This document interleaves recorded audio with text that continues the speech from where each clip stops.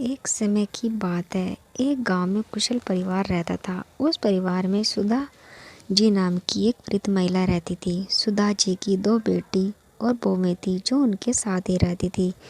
बड़े बेटे अशोक की पत्नी नम्रता संस्कारी और सर्वगुण संपन्न थी। वहीं छोटे बेटे की पत्नी अनाया चालाक और बहुत तेज तर्रार थी।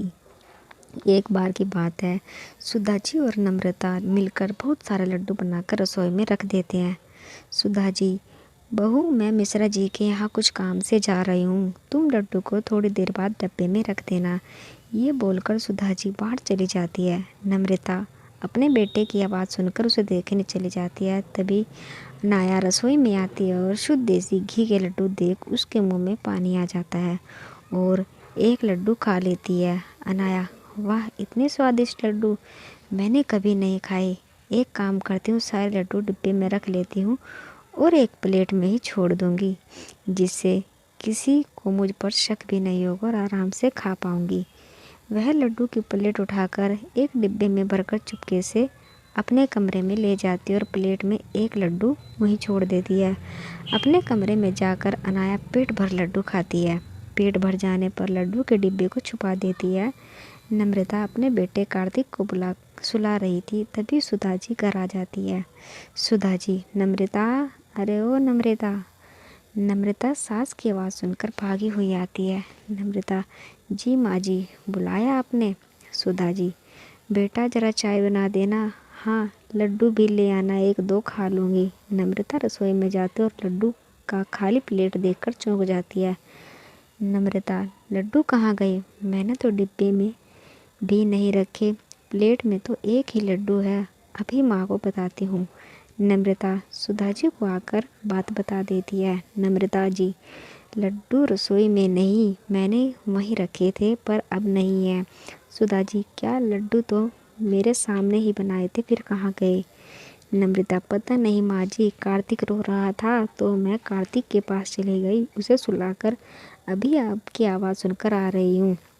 सुधा जी रसोई में जाती है और अनाया लड्डू से भरा मुंह जल्दी जल्दी साफ करती है, रसोई में आती है। अनाया, क्या हुआ मम्मी जी, आप गुस्से में क्यों हैं? सुधा जी, बहू यहाँ लड्डू के प्लेट रखे थे, अब देखो इसमें एक भी लड्डू नहीं, पता नहीं कौन खा गया, शुद्ध घी के लड्डू थे। तभी अशोक और राहुल भी आ जाते हैं। रसोई से लोगों की बातों को देख दोनों रसोई की ओर जाते हैं। अशोक अपनी माँ से मजाक में कहता है। अशोक, क्या हुआ माँ? क्या आप माँ किस गहन विषय पर चिंतन चल रहा है? सुधा जी, अरे देखो ना बेटा, शुद्ध देसी घी के लड्डू बनाए थे, पता नहीं कौन खा गया, अब इसमें एक भी नहीं है। अनाया, आपके बाहर जाने के बाद तो नम्रता दीदी ही थी ना रसोई में, शायद कहीं उन्होंने ही। नम्रता, अनाया ये क्या बोल रही हो तुम? मैं कार्तिक के पास थी। सुधा जी, और घर के सदस्य भी अनाया की बात पर विश्वास कर लेते हैं और नम्रता के खिलाफ हो जाते हैं। सभी नम्रता को खूब सुनाते हैं और वो रोने लगती है। अनाया बहुत खुश होती है और खुद से कहती है, इन लोगों को बेवकूफ़ बनाना कितना आसान है। कुछ दिन बाद सुधा जी काजू और बादाम खरीद कर लाती है और नम्रता को संभाल कर रखने के लिए देती है। सुधा जी ये कहकर वहाँ से चली जाती है। नम्रता काजू और बादाम के डिब्बे को अलमारी में रख देती है। अनाया काजू बादाम का डिब्बा देख लेती है और रोज़ मुट्ठी भर के काजू बादाम खाती है और इस तरह एक ही हफ्ते में काजू बादाम ख़त्म हो जाते हैं। सुधा जी, अरे नम्रता, तुझे काजू बादाम ला कर दिए थे, तू तो दिखा भी नहीं रही, कहीं कहाँ रख दिए? हमें भी दिखा दे, हम भी दर्शन कर लेंगे, या मंदिर में रख कर पूजा करेगी तू? नम्रता, जी माँ जी अलमारी में रखे हैं, अभी लेकर आती हूँ। ये बोलकर नम्रता रसोई में जाती है और काजू बादाम का डिब्बा निकालती है, पर डिब्बे में तो काजू बादाम ना के बराबर थे। ये देखकर नम्रता चौंक जाती है और रोने लगती है।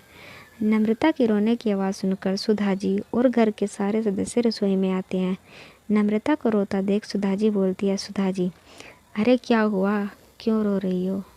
नम्रता, जी माँ जी, काजू बादाम यहीं रखे थे, पता नहीं कहाँ गए। सुधा जी, क्या 4 दिन पहले ही तो लाई थी काजू बादाम का डिब्बा और ख़त्म भी हो गया? अनाया अपनी चोरी छुपाने के लिए फिर नम्रता पर इल्ज़ाम लगा देती है और कहती है, अनाया, नम्रता जी, खाने का मन था तो खाइए, लेकिन ऐसे चोरी करना ठीक नहीं है दीदी। सुधा जी, पता नहीं इस घर में क्या हो रहा है, खाने की भी चोरी। अरे बहू, थोड़ा बहुत दूसरों को भी चखा दिया करो, इस घर में और भी लोग रहते हैं। यह बोलकर सभी चले जाते और नम्रता रोने लगती है। कुछ दिन बाद अनाया की दोस्त रिया का फ़ोन आता है। रिया, हेलो अनाया, कैसी हो? अनाया, मैं ठीक हूँ, और तुम बताओ, इतने दिनों बाद कॉल किया। रिया, घर के कामों में बिजी रहती हूँ ना, चलो ना हम कल मिलते हैं, शॉपिंग करेंगे, खाएंगे पिएंगे। अनाया, अच्छा ठीक है, कल मिलते हैं। वैसे भी शादी को 2 महीने को हो गई, कहीं घूमने भी नहीं गई मैं, राहुल को तो टाइम ही नहीं मिलता। रिया, ठीक है ना, कल मिलते हैं, तू तैयार रहना। अनाया खुद से कह दिया, मैंने रिया को हाँ तो बोल दिया, पर पैसे कहाँ से लाऊंगी, बाहर जाने का मतलब पैसों का खर्च होना। अब अनाया पैसों का जुगाड़ में लगी है। वो सुधा जी के कमरे से गुजरती है, तभी अशोक और सुधा जी को 10,000 रुपये रखने के लिए देती है। अब रात होते ही अनाया सुधा जी के कमरे में आती है और 10,000 की गड्डी चुरा लेती है। सुबह होते ही अशोक 10,000 रुपये सुधा जी से मांगता है। अशोक, माँ, वो 10,000 दिए थे ना, वो ना दोस्त को वापस देने हैं, वह लेने के लिए आ रहा है। सुधा जी कमरे में पैसे लेने जाती है। जैसे ही अलमारी खोलती है तो पैसे कहीं नहीं मिलते। सुधा जी चिल्लाती है। चिल्लाने की आवाज़ सुनकर सुधा जी के सभी सदस्य सुधा जी के कमरे में आ जाते हैं। अशोक, क्या हुआ माँ, अब क्यों चिल्ला रही हो और इतनी घबराई हुई क्यों हो? सुधा जी, मैंने यहीं 10,000 रखे थे, अब नहीं है, पता नहीं कहाँ चले गए। अशोक, नहीं है मतलब? माँ, वो पैसे मेरे दोस्त के थे और वो आने वाला है, मैं कहाँ से ला कर दूँगा उसे? सुधा जी, कहीं ये काम बाहर के किसी आदमी का तो नहीं? लेकिन हमारे घर में तो कोई आता भी नहीं है। अशोक, हाँ माँ, आप सही कह रही है, अब मैं पुलिस को ही बुलाता हूँ। सुधा जी, हाँ यही ठीक रहेगा, हमारे घर में कुछ न कुछ चोरी हो रहा है, अब ये पैसे भी चले गए। तू बुला ले बेटा पुलिस को। पुलिस का नाम सुनते ही अनाया घबरा जाती है। अशोक का दोस्त पैसे लेने आता है। ये देखकर नम्रता जल्दी से अपने कमरे में जाती है और अपने बचाए हुए पैसे लाकर अशोक को दे देती है। नम्रता के पास 10,000 रुपये देखकर लोग नम्रता पर शक करने लगते हैं। सुधा जी, ये पैसे कहाँ से आए तुम्हारे पास बहू? नम्रता, माँ जी, ये हमारे बचत किए हुए पैसे हैं। सुधा जी, बचत किए हुए या फिर चुराए हुए? देख बहू, सच बता दे। अनाया की जान में जान आ जाती है। वो भी हम नम्रता को कहने लगती है। नम्रता, अनाया, नम्रता दी, अब इसकी भी चोरी की हद हो गई, अपने ही घर में चोरी। दीदी, आपको ये बातें शोभा नहीं देती। तभी पुलिस आ जाती है। पुलिस को देख अनाया घबरा जाती है। पुलिस नम्रता से पूछताछ करती है और नम्रता बेगुनाह साबित होती है। फिर पुलिस जब घर में एक एक कमरे की तलाशी लेती है, अनाया पूरी तरह से घबरा जाती है, क्योंकि अब पुलिस अनाया के कमरे की तलाशी ले रही है। पुलिस को नोट की गड्डी अलमारी में कपड़ों के नीचे रखी मिल जाती है, साथ में काजू बादाम का डिब्बा और 1-2 लड्डू भी। सब चौंक जाते हैं। अनाया फूट फूट कर रोने लगती है। अनाया, माफ़ कर दीजिए मुझे, मुझसे गलती हो गई, माफ़ कर दीजिए।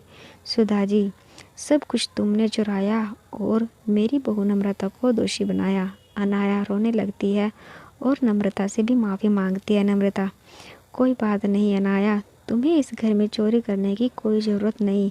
तुम्हें कुछ भी चाहिए हो तो तुम हम सबसे कह सकती हो। हमारी एक गलती ने तुम्हें कितनी बड़ी मुसीबत में डाल दिया था। अनाया, मैं आप सबसे माफ़ी मांगती हूँ, आगे से ऐसा कभी नहीं करूँगी। नम्रता अनाया को गले लगाती है और सुधा जी भी नम्रता से माफ़ी मांगती है और नम्रता सबको माफ़ कर देती है और अब से सब खुशी खुशी ज़िंदगी जीते हैं।